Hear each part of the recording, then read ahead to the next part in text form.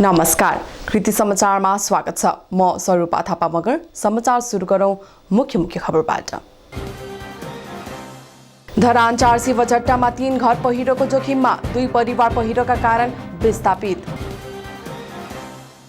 Corona भाइरसको संक्रमणबाट मृत्यु हुनेको संख्या बढ्दै, पर्सामा एकै दिन 4 जनाको मृत्यु।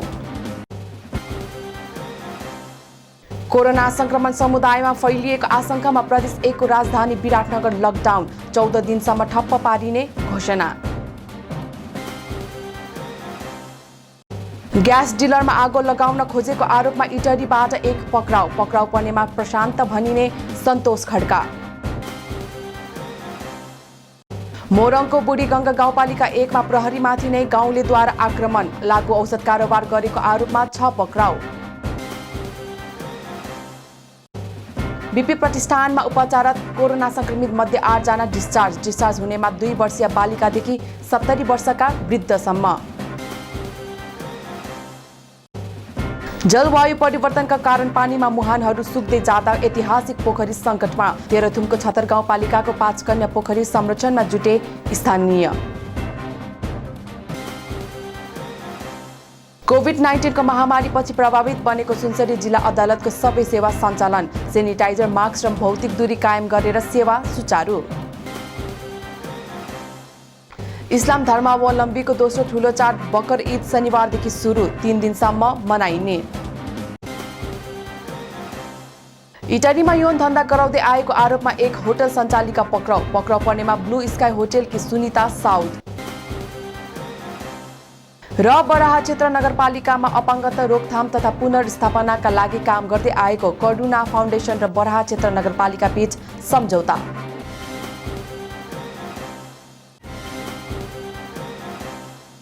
अब समाचार विस्तारमा। धरान 4 शिवझट्टामा 3 घर पहिरोको उच्च जोखिममा रहेका छन्।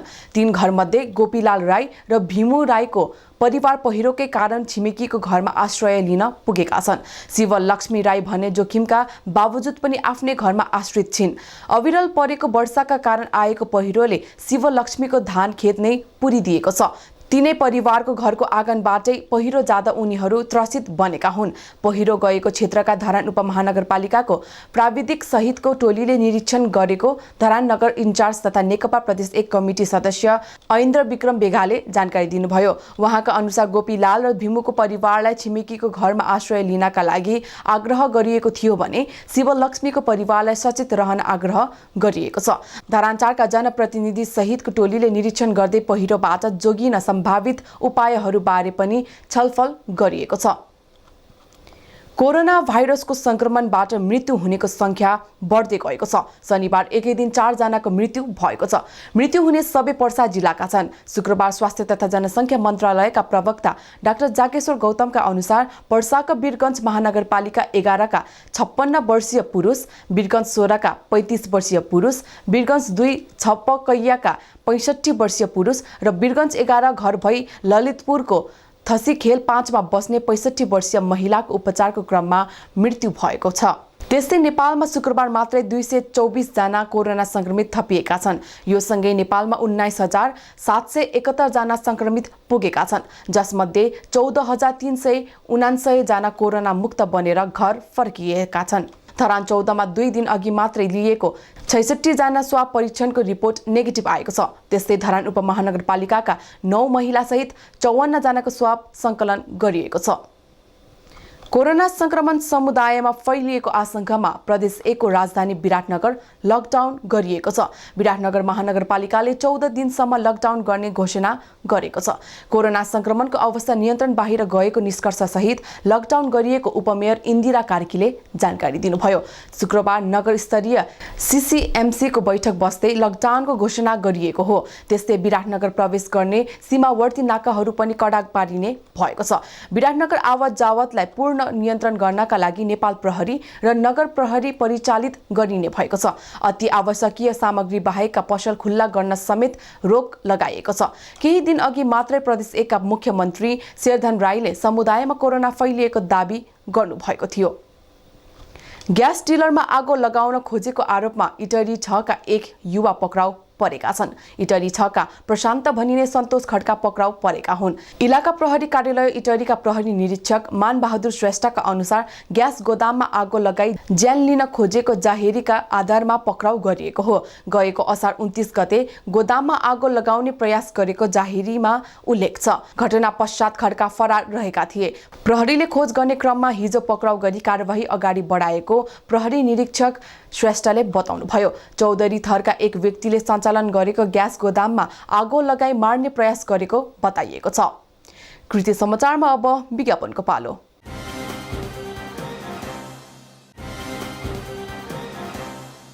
कृति समाचारमा पुनः स्वागत छ। अब बाँकी समाचार। मोरङको बुढी गंगा गाउँपालिका 1 मा लागू औषध किनबेच भएको सूचनाको आधारमा पुगेको प्रहरी प्रशासनमाथि नै आक्रमण भएको छ। बिहीबार राति 9 बजेतिर सादा पोसाकमा खटिएका 3 जना प्रहरीमाथि आक्रमण भएको हो। आक्रमणबाट प्रहरी जवान ज्ञान बहादुर बस्नेत, जीवन काफ्ले र श्रवण चौधरी घाइते बनेका छन्।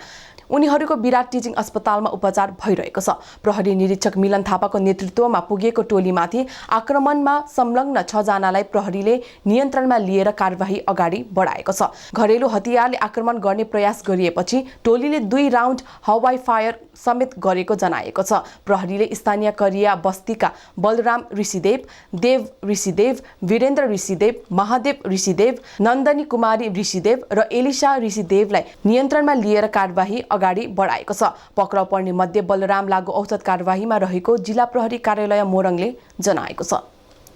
धरान स्थित बीपी कोइराला स्वास्थ्य विज्ञान प्रतिष्ठान धरानको कोभिड अस्पतालमा उपचाररत कोरोना संक्रमित मध्ये 8 जना डिस्चार्ज भएका छन्। डिस्चार्ज हुने मध्ये बालिका सहित 8 जना रहेका छन्। सुनसरी र उदयपुर जिल्लाका 2 वर्षीय बालिकादेखि 70 वर्षसम्मका मानिसहरू डिस्चार्ज भएका हुन्। बीपी प्रतिष्ठानका प्रवक्ता डाक्टर निदेश सापकोटाका अनुसार सुनसरीका 4 र उदयपुरका 4 जना डिस्चार्ज भएका हुन्, जसमा 2 महिला छन् भने अन्य पुरुष रहेका थिए। बीपी प्रतिष्ठानमा हालसम्म 281 जना डिस्चार्ज भइसकेका छन्। बीपीमा 15,039 जनाको स्वाब परीक्षण गरिसकिएको छ। हाल 29 जना सक्रिय संक्रमितहरू उपचाररत रहेका छन्। जलवायु परिवर्तनका कारण पानीमा मुहानहरू सुक्दै गएका छन्, जसका कारण पहाडी क्षेत्रमा ऐतिहासिक पोखरीहरू यति बेला सङ्कटमा परेका छन्। तेह्रथुमको छतर गाउँपालिका 3 को 5 कन्या पोखरीको अस्तित्व यति बेला सङ्कटमा परेको हो। पछिल्लो समय स्थानीय सरकारको पहलमा पोखरी संरक्षणका लागि बजेट विनियोजन गरिँदै स्थानीयहरू संरक्षणमा जुटेका छन्। छतर गाउँपालिका 3 नम्बर वाडाले आर्थिक वर्ष 2076-77 बाट 5 लाख रकम विनियोजन गरेको वाडा अध्यक्ष तुलसी जङ थापाले बताउनुभयो।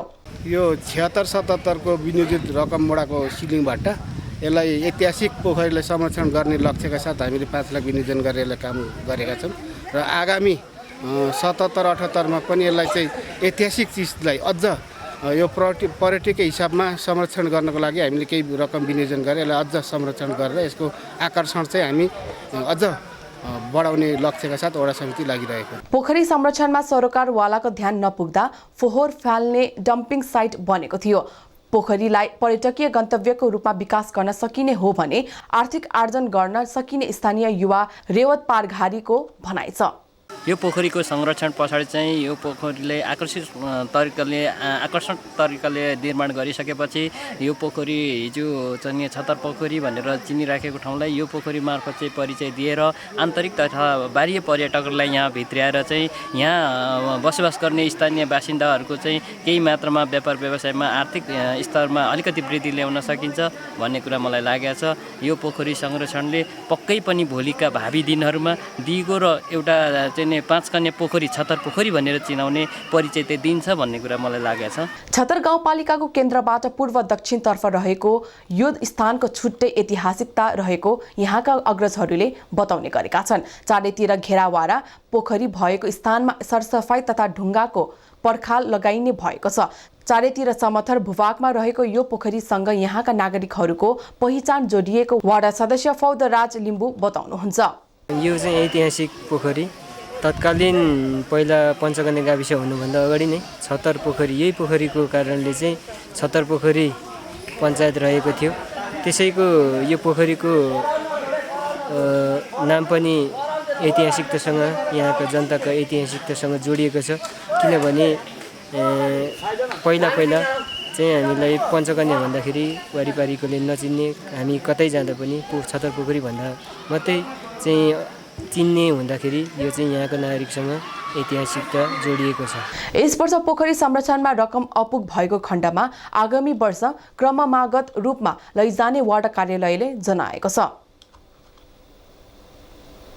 कोभिड-19 को महामारीपछि प्रभावित बनेको सुनसरी जिल्ला अदालतको सबै सेवा सञ्चालनमा आएको छ। अदालतले सर्वोच्च अदालतले गत चैत 7 गते गरेको निर्णय अनुसार अदालतको काम कारबाही र सेवा प्रवाह सीमित पारिएको सेवाहरू बिहिबार पूर्ण रूपमा सञ्चालनमा आएको हो। नेपाल सरकारले चाहिँ बन्दाबन्दीको समय समाप्त भएको घोषणा गरेपछि सुनसरी जिल्ला अदालतले बिचमा नगर क्षेत्रमा चाहिँ कोभिड-19 को सङ्क्रमण बढेको कारणले 2-3 दिन सेवा प्रवाह बन्द गरे पनि 15 गतेदेखि साउन 15 गतेदेखि सम्पूर्ण सुनसरी जिल्ला अदालतबाट प्रवाह हुने सेवा खुल्ला गरिएको हुँदा सोही सूचना चाहिँ जाहेर गरिएको छ।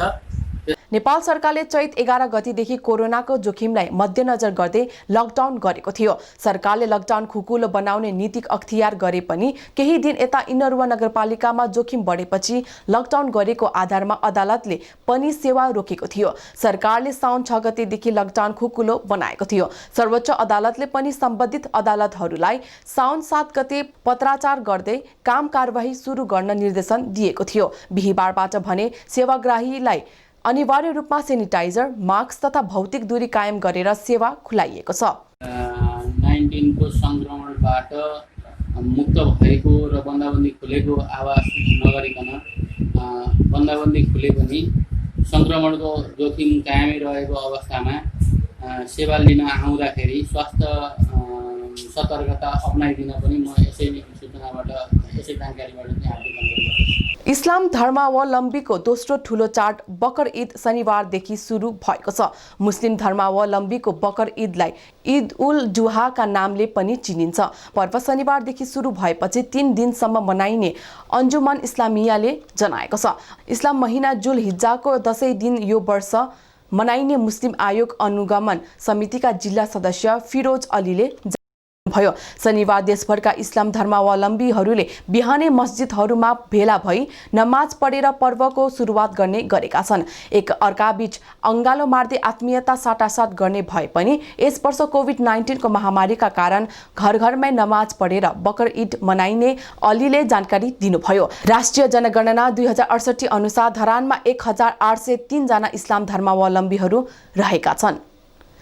इटहरीमा यौन धन्दा गराउँदै आएको आरोपमा एक होटल सञ्चालिकालाई नियन्त्रणमा लिएको छ। इटहरी 9 विराटनगर लाइनमा रहेको ब्लू स्काई होटलकी सञ्चालिका सुनिता साउदलाई इलाका प्रहरी कार्यालय इटहरीले शुक्रबार राति पक्राउ गरेको हो। होटल सञ्चालिकाले महिलाहरूलाई राखेर यौन धन्दा गराउँदै आएको आरोप छ। इप्रका इटहरीका प्रहरी निरीक्षक मान बहादुर श्रेष्ठले होटल खानतलासी गर्दा 22 वर्षीय एक युवतीलाई राखेर यौन कार्य गर्दै आएको खुलेको बताउनुभयो। ती युवतीको प्रहरीले उद्धार समेत गरेको छ। साउदमाथि मानव बेचबिखन तथा ओसार प्रसार मुद्दामा म्याद थप गरी अनुसन्धान सुरु गरिएको उहाँले बताउनुभयो। बराहा क्षेत्र नगरपालिकामा अपाङ्गता रोकथाम तथा पुनर्स्थापनाका लागि काम गर्दै आएको करुणा फाउन्डेसन र बराहा क्षेत्र नगरपालिका बीच सम्झौता भएको छ। आर्थिक वर्ष 2077-78 का लागि सम्झौता भएको हो। चालू आर्थिक वर्षमा प्रदेश सरकार समेतबाट प्राप्त बजेटमा 50 लाख बढीको काम गर्ने भएको बराहा क्षेत्र नगरपालिका प्रेस सल्लाहकार नवराज विष्टले बताउनुभयो। शुक्रबार नगरपालिकाका तर्फबाट नगर प्रमुख नीलम खनाल र फाउन्डेसनका तर्फबाट सहनिर्देशक योगेन्द्र गिरीले पक्षीय सम्झौतामा हस्ताक्षर गरी हस्तान्तरण गर्नुभएको छ। प्रदेश एक सरकारको 15 लाख, बराहा क्षेत्र नगरपालिकाको 34 लाख रुपैयाँमा फाउन्डेसनले काम गर्ने भएको विष्टले बताउनुभयो। कृति समाचारको अन्त्यमा पुनः एकपटक मुख्य खबरहरू। धरान 4 शिवझट्टामा 3 घर पहिरोको जोखिममा, 2 परिवार पहिरोका कारण विस्थापित। कोरोना भाइरसको संक्रमणबाट मृत्यु हुनेको संख्या बढ्दै, पर्सामा एकै दिन 4 जनाको मृत्यु।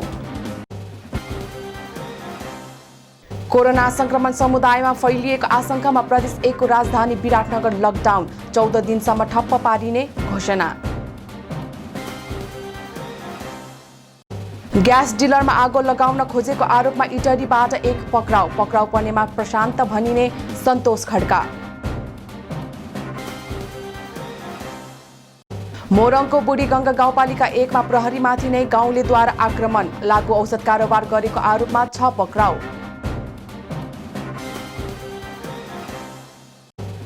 बीपी प्रतिष्ठानमा उपचाररत कोरोना संक्रमित मध्ये 8 जना डिस्चार्ज हुनेमा 2 वर्षीय बालिकादेखि 70 वर्षका वृद्धसम्म।